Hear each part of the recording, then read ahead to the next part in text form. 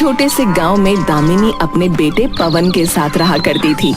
दामिनी के पति का देहांत हो चुका था और अब दामिनी ही जैसे तैसे घर का खर्चा चला रही थी, पर पवन को इस बात का जरा भी एहसास नहीं था। माँ मैं स्कूल जा रहा हूँ, लाओ माँ मुझे 100 रुपए दे दो। 100 रुपए? इतने रुपए का क्या करेगा तू?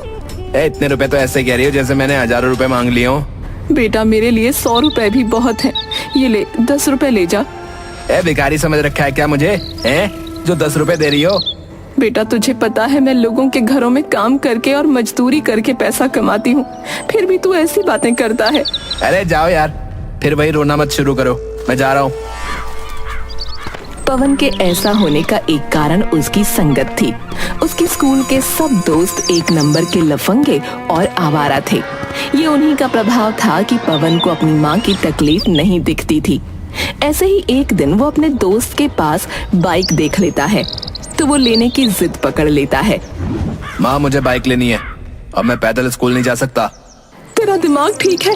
मैं इतनी मुश्किल से तुझे पढ़ा लिखा रही हूँ, घर चला रही हूँ, तुझे बाइक चाहिए? कहते हुए तुझे शर्म नहीं आती? मैं तब तक खाना नहीं खाऊंगा जब तक मुझे बाइक नहीं मिलती, बता रहा हूँ। पवन की जिद देखकर दामिनी अपना सर पकड़ लेती है। उसे कुछ समझ नहीं आ रहा था कि वो क्या करे, आखिर कैसे पवन को समझाए। पवन 2 दिन तक खाना नहीं खाता। फिर तीसरे दिन उसके घर के सामने बाइक खड़ी होती है। अरे वाह बाइक, माँ आपने तो कमाल कर दिया, ये तो बहुत अच्छी बाइक है, थैंक यू सो मच। पवन बहुत खुश था, लेकिन दामिनी खुश नहीं थी। खुश होना तो दूर की बात, वो तो उल्टा उदास लग रही थी। लेकिन पवन को इस सब से कोई मतलब नहीं था। उसने तो बाइक उठाई और अपने दोस्त राजू को दिखाने निकल गया। राजू ये देख, मुझे बाइक मिल गई। अरे वाह, आखिर तेरा सपना पूरा हो गया, बधाई हो मेरे भाई। गांव में बहुत कम लोगों के पास बाइक है, जिनमें से तू एक है। अब तो चल इसी बात पर गांव का एक चक्कर लगा के आते हैं, सबको पता चलना चाहिए ना कि पवन के पास बाइक है। हाँ हाँ बिल्कुल मेरे भाई। वो लोग बाइक से पूरे गांव का चक्कर लगाते हैं और पवन सबको अपनी बाइक दिखाता है। पर तभी राजू कहता है, पर एक बात बता यार, तेरी माँ के पास इतने पैसे कहाँ से आए जो उन्होंने बाइक खरीद ली? अरे मुझे उससे क्या मतलब है, मुझे तो सिर्फ बाइक से मतलब है। नहीं पवन, तुझे मतलब होना चाहिए, क्योंकि तेरी माँ इतना पैसा तो नहीं कमाती कि बाइक खरीद सके। कहीं उन्होंने कोई गलत काम तो नहीं किया ना? अरे हाँ, इस बारे में तो मैंने सोचा ही नहीं। चल मैं उनसे पूछ लूंगा। तुझे क्या लगता है, अगर उन्होंने कोई गलत काम किया होगा तो वो तुझे बता देंगी? राजू की बातों से पवन के दिल में शक बैठ जाता है और वो निश्चय करता है कि वो अपनी माँ की जासूसी करेगा, ताकि उसे पता चल सके कि इतना पैसा आया कहाँ से। पर हम पता कैसे लगाएंगे? मुझे लगता है हमें उनका पीछा करना चाहिए, पता तो चले कि वो काम पर ही जाती हैं या कहीं और। एक दिन दामिनी जब घर से निकलती है तो राजू और पवन उसके पीछे लग जाते हैं। वो किसी के घर जाने के बजाय जंगल की तरफ जाने लगती है। तेरा शक बिल्कुल सही था राजू, मेरी माँ जंगल की तरफ जा रही है, कुछ तो गड़बड़ जरूर है। बस चुपचाप पीछा करता रहे, अभी पता चल जाएगा कि सच्चाई क्या है। करीब आधा घंटा चलने के बाद दामिनी जंगल के अंदर एक गुफा के पास पहुंचती है। वहां डाकुओं का डेरा था। उसे देखकर राजू और पवन डर जाते हैं, लेकिन दामिनी बिना डरे डाकुओं के सरदार के पास पहुंचती है और उससे बात करने लगती है। हे भगवान, तेरी माँ तो डाकुओं से मिली हुई है, मुझे अपनी आंखों पर यकीन नहीं हो रहा है यार।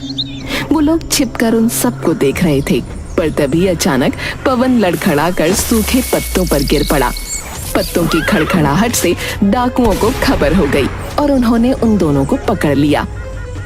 ये तो बच्चे हैं, कौन हो तुम लोग? यहाँ क्या कर रहे हो? मरना है क्या? ये मेरा बेटा है और उसका दोस्त, जरूर मेरा पीछा करते हुए यहाँ तक आए होंगे। माँ, आप डाकुओं से मिलती हो? अब तक तो मुझे सिर्फ अपनी गरीबी पर शर्म आती थी, पर अब तो आपका बेटा कहलाते हुए मुझे शर्म आ रही है। ए बच्चे, तमीज से बात कर, वरना बताऊं तुझे अभी। पर ये चल क्या रहा है? मेरी माँ यहाँ क्या कर रही है? शांत हो जाओ, मैं सब सच बताती हूँ। दामिनी बताती है कि जब वो छोटी थी तो उसके पिता उसकी माँ को बहुत मारा करते थे। उसका एक छोटा भाई भी था जिसे ये सब बिल्कुल अच्छा नहीं लगता था और वो अपने पिता से जब तब लड़ता रहता था। एक बार उन्होंने उसे मारने की कोशिश की, पर उसी दिन गांव में डाकुओं का हमला हो गया। उन डाकुओं ने उसके भाई को बचाया और अपने साथ ले गए। पिता शराब के चक्कर में कुछ ही समय बाद मर गए और माँ को घर संभालना पड़ा। तब दामिनी अपने भाई को वापस लेने भी गई, पर वो अब डाकू बन चुका था। वो भाई कोई और नहीं, यही डाकू कलुआ है जो अब डाकुओं का सरदार बन चुका है। मतलब ये डाकू तेरा मामा है? बताओ माँ, क्या सचमुच ये मेरे मामा है? हाँ, और इतने सालों बाद मैं इसके पास इसलिए आई क्योंकि तुमने मुझे मजबूर कर दिया। वो बाइक इसने ही दिलाई है। हे भगवान, मेरा दिमाग समझ नहीं पा रहा है कि ये क्या हो रहा है। तुम्हारे मामा डाकू जरूर हैं, पर इसने हमेशा गरीबों की मदद करी है। अमीरों से लूट कर गरीबों को देना ही इसका काम है। मैंने तो अब तक मना कर रखा था कि मेरी कोई मदद ना करे, पर तुम्हारी वजह से मुझे इसके पास आना पड़ा। मुझे माफ कर दीजिए मामा, मुझसे बहुत बड़ी गलती हो गई कि मैंने आपको नहीं पहचाना। और माँ, आप भी मुझे माफ कर दीजिए कि मैंने आपको गलत समझा। तुम बिल्कुल गलत चीज के लिए माफी मांग रहे हो। माफी तुम्हें इसलिए मांगनी चाहिए क्योंकि तुमने अपनी गरीब माँ को परेशान किया। वो इतनी मेहनत और ईमानदारी से काम करके तुम्हें पढ़ा लिखा रही है और तुम उससे ऐसी फिजूल की चीजें मांग रहे हो जिनके लिए उसे मेरे पास आना पड़ा। तो आप बाइक वापस ले लो ना, मुझे वो बाइक नहीं चाहिए। नहीं नहीं, जो मैं दे चुका सो दे चुका, वो वापस नहीं लूंगा। ठीक है, पर मुझे अपनी गलती का पश्चाताप करने का मौका दीजिए। मैं चाहता हूँ कल रात का खाना आप हमारे घर हमारे साथ खाओ। क्यों माँ, सही रहेगा ना? अरे नहीं नहीं, इसकी कोई जरूरत नहीं है। नहीं कलुआ, पवन बिल्कुल सही कह रहा है। तुझे हमारे घर आना चाहिए। वैसे भी बहुत समय हो गया है, हमने साथ बैठकर खाना नहीं खाया। चलो ठीक है, मैं आऊंगा। इसके बाद वो तीनों वहाँ से लौट जाते हैं। अगले दिन कलुआ डाकू उनके घर रात के खाने के लिए आता है। वो साथ में बहुत सारे तोहफे भी लाया होता है। अरे इसकी क्या जरूरत थी भाई? अरे रख लो, पहली बार तुम्हारे घर आया हूँ, इतना तो बनता है। चलो ठीक है। अच्छा पवन बेटा, जाओ जाकर अपने दोस्त राजू को भी बुला लाओ, वो भी हमारे साथ खाना खाएगा तो अच्छा लगेगा। पवन राजू को बुलाने चला जाता है। इधर कलुआ दामिनी से कहता है, मैंने अपना पूरा जीवन डकैती करते हुए गुजार दिया।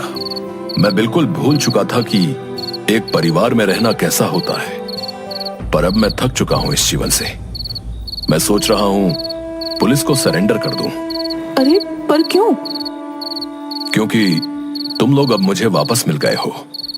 अब अगर मैं कभी पकड़ा गया तो उसमें तुम लोगों पर भी आंच आएगी। और वैसे भी कोई अच्छा काम तो नहीं किया है मैंने, इसलिए सोच रहा हूं कि लूटा हुआ सारा सामान सरकार को सौंप दूं और सरेंडर कर दूं।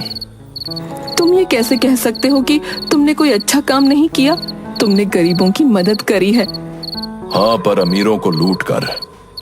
अच्छा छोड़ो ये सब बातें, चलो हम लोग खाना खाते हैं। हाँ बस पवन और राजू आ जाएं, फिर खाना शुरू करते हैं। वो दोनों इंतजार कर ही रहे होते हैं, पर पवन और राजू के आने से पहले वहाँ पुलिस आ जाती है। कोई होशियारी करने की कोशिश करी तो भेजे मैं गोली मार दूंगा। अरे अरे, ये क्या हो रहा है? तुमने मुझे इसलिए खाने पर बुलाया था कि पुलिस से पकड़वा सको। अरे नहीं मेरे भाई, कैसी बातें कर रहे हो? मैं ऐसा क्यों करूँगी? घुटनों पर बैठ जाओ और हाथ ऊपर कर लो। दामिनी और कलुआ दोनों को समझ नहीं आ रहा था कि ये क्या हो रहा है। पुलिस को आखिर खबर किसने की? और तभी पवन और राजू घर में दाखिल होते हैं। पता चलता है कि उन दोनों ने ही पुलिस को बुलाया था। क्या ये सच है कि तुम दोनों ने पुलिस को बुलाया? हाँ, ये डाकू है और इसको जेल में ही होना चाहिए। पवन ने बिल्कुल सही कहा।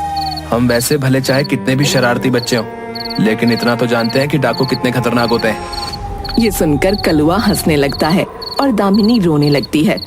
तूने बहुत गलत किया पवन, बहुत ज्यादा गलत। तू कम से कम मुझसे तो एक बार बोलता। इतना बड़ा फैसला अपने आप ले लिया। मुझे पता है आप मेरी बात नहीं मानती, और आप रो क्यों रही हो? ये भले आपका भाई हो, पर है तो एक क्रिमिनल ना। वाह भांजे वाह, मान गया तुझे। मैं आज तक किसी से नहीं हारा, पर अपने ही भांजे से हार गया, क्योंकि मैंने भरोसा किया। लेकिन बेटा, मुझे कैद मंजूर नहीं है। ये कहकर कलुआ उठ खड़ा होता है और एक हवलदार की बंदूक छीन लेता है। पुलिस और उसके बीच झड़प शुरू हो जाती है। दामिनी, राजू और पवन अपने कान बंद करके जमीन पर लेट जाते हैं। करीब 5-10 मिनट तक वो मुठभेड़ चलती रहती है और अंत में कलुआ उसमें मारा जाता है। हाय मेरा भाई, वो इस जिंदगी से थक चुका था। वो लूटा हुआ सारा सामान सरकार को सौंपना चाहता था, सरेंडर करना चाहता था। ये सुनकर पवन के पैरों तले जमीन खिसक जाती है और तभी दामिनी आगे आकर कहती है, तूने उसे मौत के घाट उतार दिया। तूने अपने मामा को मार डाला पवन। मैंने? हाँ तूने, तू ही इसकी मौत का जिम्मेदार है। मैं तुझे कभी माफ नहीं करूंगी, कभी माफ नहीं करूंगी। पवन को दामिनी की बातें सुनकर बहुत बुरा महसूस हो रहा था। उसे अपने हाथों पर लगा हुआ कलुआ का खून दिख रहा था। उसे पछतावा हो रहा था कि उसने अपने मामा को बदलने का एक मौका तक नहीं दिया, पर अब कुछ नहीं किया जा सकता था। कलुआ की लाश उन सब के सामने पड़ी थी और वो सब जिंदा लाश बन चुके थे।